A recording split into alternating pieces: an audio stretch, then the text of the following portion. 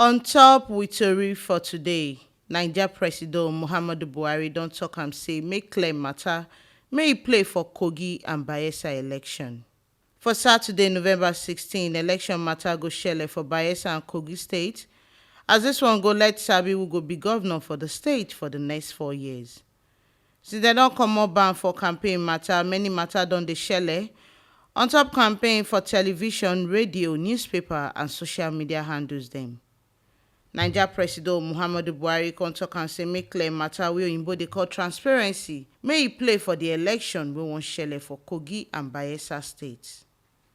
E tok say make the voters, the people wey wan vote for Bayelsa and Kogi States, may dey arrange themselves well for peace matter, as e be say dis one e go follow law for the country. As e be say people wey dey on top law matter for the country, make dem see say all the people wey wan vote, dem no do katakata with dem and dem no use power take drag dem go vote. E come tok say for election matter, e dey possible make person know say winner go dey and the person wey go still go house go still dey, and dis one no go be different matter for Bayelsa and Kogi. As e be say all the candidates dem make dem ready gidigba to collect wetin dem see, either na lose or na win after the election.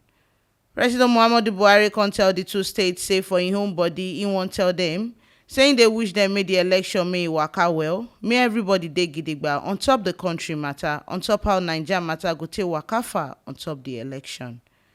E come talk say any matter wey shele after the election, make the people wey be the candidates dem, make dem follow normal law matter to take arrange am, make dem no use mago or katakata take disturb the peace wey go dey the country. Now here we see the informate reach on top with tori for today, as Naija Presido Muhammadu Buhari don yarn am say make clear matter may e play for Kogi and Bayelsa state election, the one wey wan shele for Saturday, November 16, 2019. Make una come sabi say dis ogbonge informate so na till live media na im dey bring am come give una. And to continue to dey get all this clear informate on top wetin dey shele for the country, una no forget to like, comment and subscribe for our YouTube channel for T Live Media TV.